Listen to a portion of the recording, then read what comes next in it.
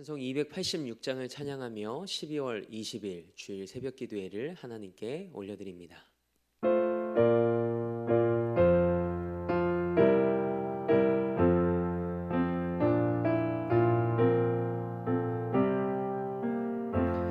주 예수님 내 맘에 오사 날 붙들어 주시고 내 마음에 새 힘을 주사 늘 기쁘게 하소서. 사랑의 주 사랑의 주 내 마음속에 찾아오사 내 모든 죄 사하시고 내 상한 맘 고치소서. 주 예수님 내 맘에 오사 내 소원 다하시고 내 무거운 짐 맡아주사 참 평안을 주소서. 사랑의 주 사랑의 주 내 마음속에 찾아오사 내 모든 죄 사하시고 내 상한 맘 고치소서.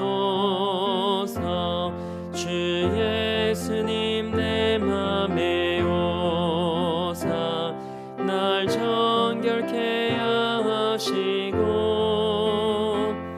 그 은혜를 내 맘에 채워 늘 충만케 하소서. 사랑의 주 사랑의 주 내 마음속에 찾아오사 내 모든 죄 사하시고 내 상한 맘 고치소서. 주 예수님 내 맘에 오사 내 길 인도하시고 주 성령을 내 맘에 채워 늘 충만케 하소서. 사랑의 주 사랑의 주 내 마음속에 찾아오사 내 모든 죄 사하시고 내 상한 맘 고치소서. 아멘. 사도신경으로 우리의 신앙을 고백합니다. 나는 전능하신 아버지 하나님 천지의 창조주를 믿습니다. 나는 그의 유일하신 아들 우리 주 예수 그리스도를 믿습니다. 그는 성령으로 잉태되어 동정녀 마리에게서 나으시고 본디오 빌라도에게 고난을 받아 십자가에 못 박혀 죽으시고 장사된 지 사흘 만에 죽은 자 가운데서 다시 살아나셨으며 하늘에 오르시어 전능하신 아버지 하나님 우편에 앉아 계시다가 거기로부터 살아있는 자와 죽은 자를 심판하러 오십니다. 나는 성령을 믿으며 거룩한 공교회와 성도의 교제와 죄를 용서받는 것과 몸의 부활과 영생을 믿습니다. 아멘. 찬송 436장 우리 박수하며 한 장 더 하나님께 찬양으로 영광 올려드립니다.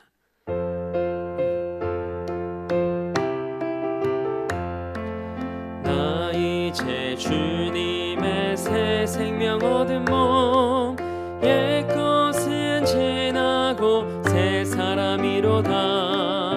그 생명 내 맘에 강같이 흐르고 그 사랑 내게서 해같이 빛난다.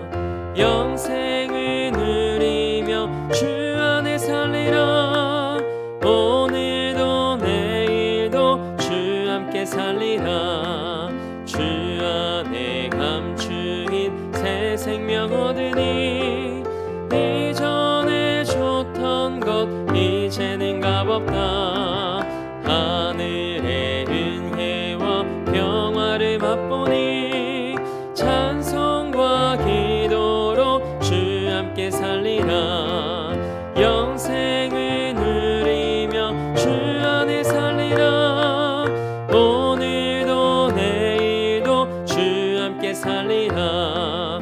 산천도 초목도 새 것이 되었고 죄인도 원수도 친구로 변한다. 새 생명 얻은 자 영생을 누리니 주님을 모신 맘 새 하늘이로다. 영생을 누리며 주 안에 살리라. 오늘도 내일도 주 함께 살리라. 주 따라가는 길 험하고 멀어도 찬송을 부르며 뒤따라가리라. 나 주를 모시고 영원히 살리라. 날마다 섬기며 주 함께 살리라. 영생을 누리며 주 안에 살리라. 오늘도 내일도 주 함께 살리라. 아멘. 오늘 우리에게 주신 하나님의 말씀은 누가복음 5장 37절과 38절 말씀입니다. 누가복음 5장 37절 그리고 38절 말씀입니다. 하나님의 말씀을 받겠습니다 고백한 후에 저와 여러분 한 목소리로 합독하겠습니다. 하나님의 말씀을 받겠습니다. 새 포도주를 낡은 가죽 부대에 넣는 자가 없나니 만일 그렇게 하면 새 포도주가 부대를 터뜨려 포도주가 쏟아지고 부대도 못 쓰게 되리라.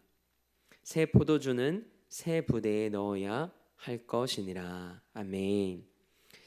하나님의 말씀으로 새로운 하루를 여는 우리 사랑하는 성도들에게 예수님으로 인해 날마다 새로운 은혜를 담아내는 부대의 삶으로 변화되는 은혜가 있길 주님의 이름으로 축복합니다. 오늘은 새 가죽 부대가 되게 하소서라는 말씀의 제목으로 함께 은혜 나누고자 합니다. 사람들은 변화를 원합니다. 하지만 자신만의 안전지대를 떠나고 싶어하는 사람은 그리 많지 않습니다. 그러나 그 자리에 계속 머물러 있다 보면 구습과 매너리즘에 빠지게 됩니다. 그래서 예수님은 날마다 우리에게 새로운 은혜를 주시고 새 마음을 부어주십니다. 그 예수님을 매일의 삶에서 만나는 은혜가 있길 축복합니다. 특별히 오늘 선포되는 말씀으로 인해 우리 삶과 또 가치관에 크고 작은 변화들이 일어나게 되길 소망합니다.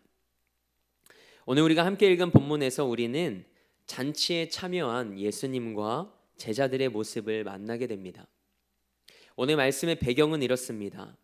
세리였던 레위가 예수님을 만나고 예수님을 따르는 제자가 됩니다. 그래서 레위가 예수님을 위하여 자기 집에서 큰 잔치를 베풉니다. 세리와 다른 사람들이 함께 앉아 있었습니다. 그러자 바리새인과 서기관들이 세리와 죄인들과 함께 먹고 마시는 예수님의 제자들을 비방하죠.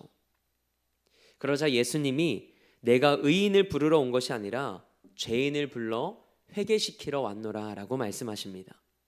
그러자 이번에는 예수님의 제자들이 먹고 마시는 것을 가지고 시비를 겁니다. 유대교는 율법에서 정해진 대로 금식하는 날이 있었습니다. 금식하는 날은 1년에 한 번이었습니다. 바로 그날은 대속죄일입니다. 모든 죄를 사함받은 날을 기념하는 날인데 출애굽기 20장 10절 말씀이나 레위기 16장 1절부터 시작된 말씀을 보면 대속죄일의 금식에 관한 말씀이 기록되어 있는 것을 우리는 보게 됩니다.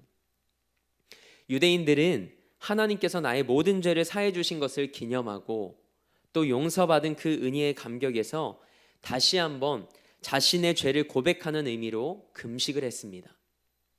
그런데 유대 지도자들이 금식하는 것을 자꾸 제도화시켜서 예수님 당시에는 바리새인들이나 유대인들은 월요일과 목요일을 금식하는 날로 정합니다. 아침 6시부터 저녁 6시까지 12시간 동안 금식을 했습니다. 그런데 바리새인과 서기관들이 보니 예수님과 예수님의 제자들은 금식을 안 하는 겁니다.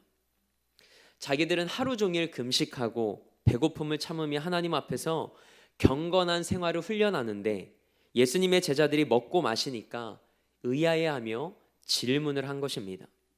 왜 당신의 제자들은 금식을 안 합니까? 그러자 예수님이 대답하십니다. 혼인집에 가서 즐기는 사람들이 어떻게 금식을 할 수 있느냐? 신랑이 있을 때는 금식할 수 없다라고 말씀하시죠.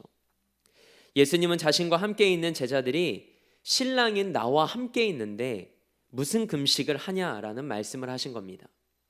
오히려 기뻐하고 즐거워해야 한다고 말씀하십니다. 유대인들은 혼인 때가 되면 우리나라처럼 혼인식을 하루만 하지 않습니다. 혼인을 하고 일주일 정도는 집을 개방하여서 신랑과 신부의 친구들이 마음대로 집을 드나들며 즐기는 것이 당시의 관습이었습니다.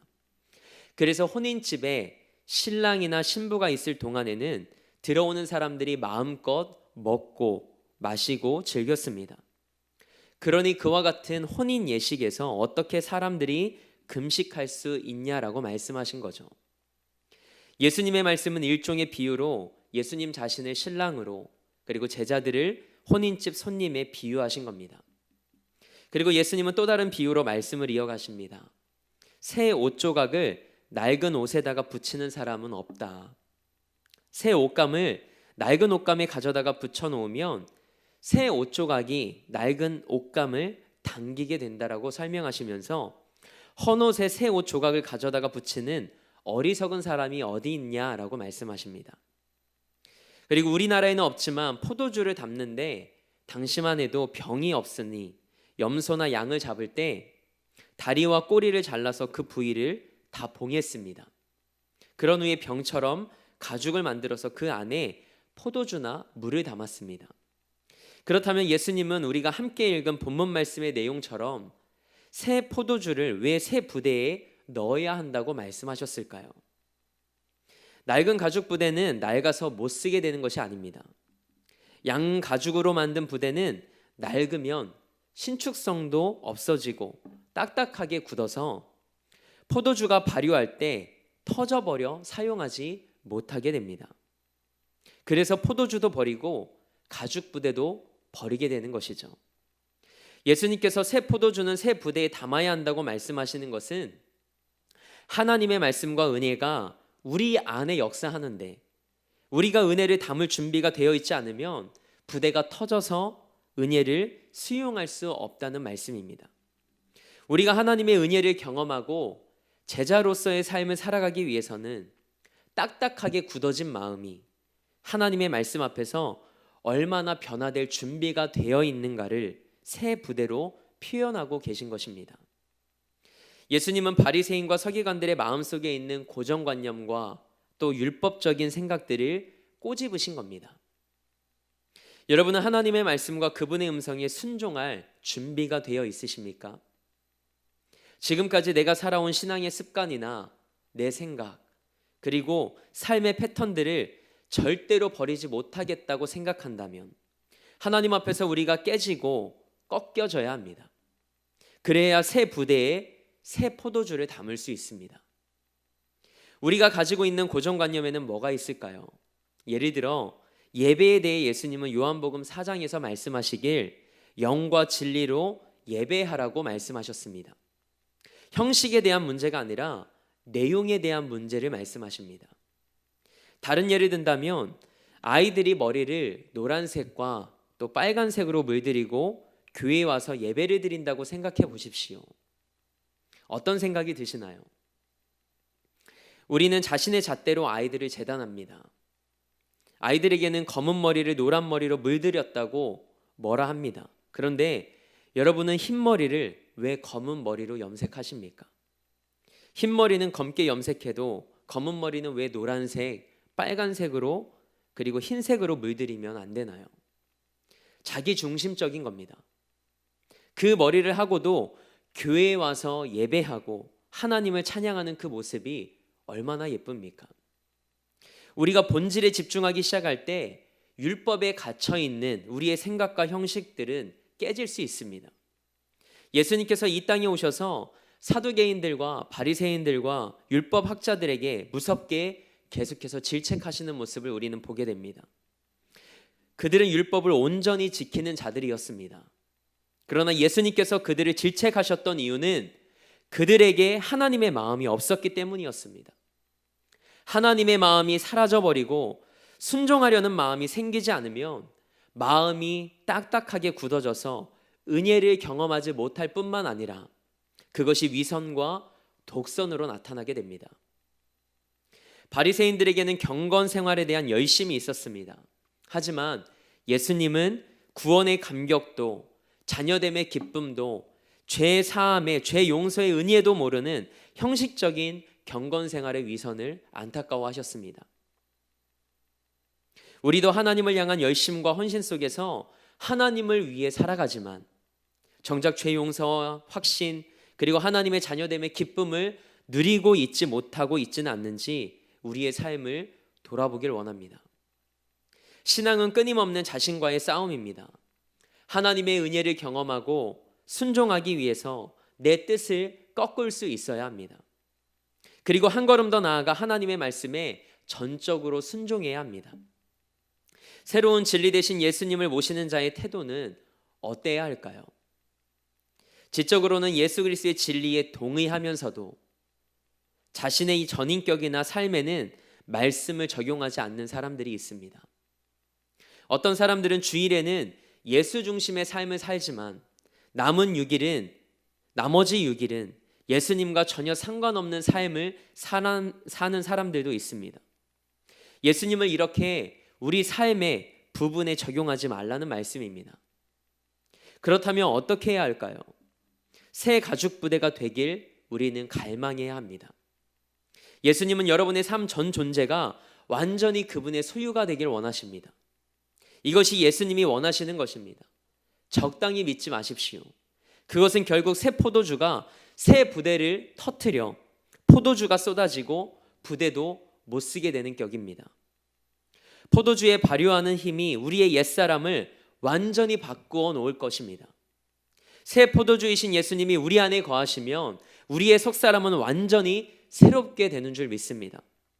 누구든지 예수 그리스도를 마음에 모시면 그 인격이 바뀝니다. 삶이 바뀝니다. 생활이 바뀝니다.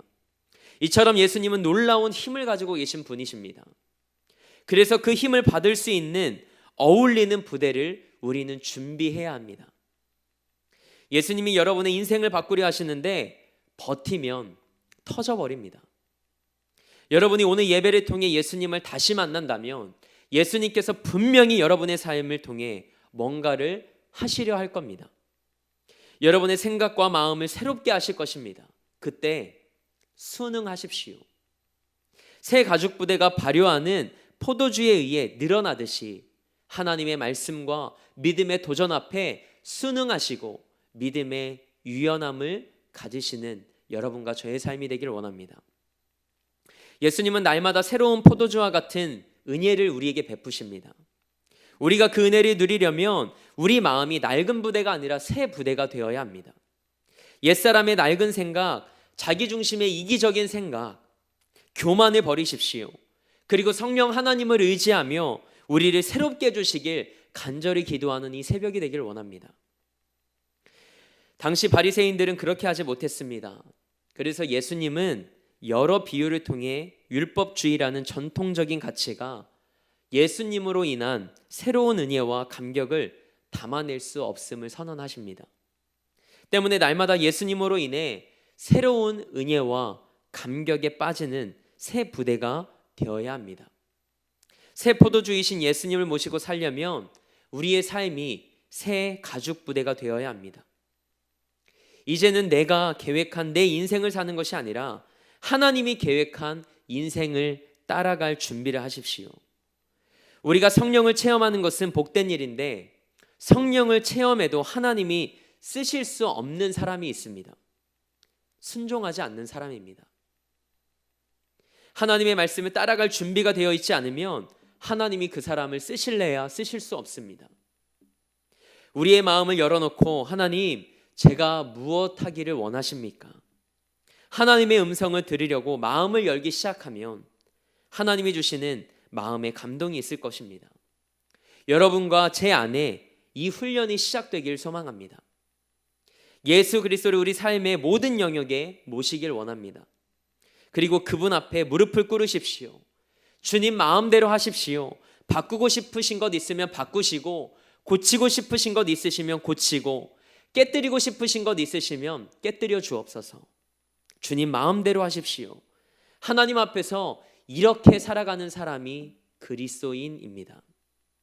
오늘 이 새벽에 성령님께서 우리 삶에 임하셔서 우리 삶을 새롭게 빚어주시길 소망하며 기도하기 원합니다.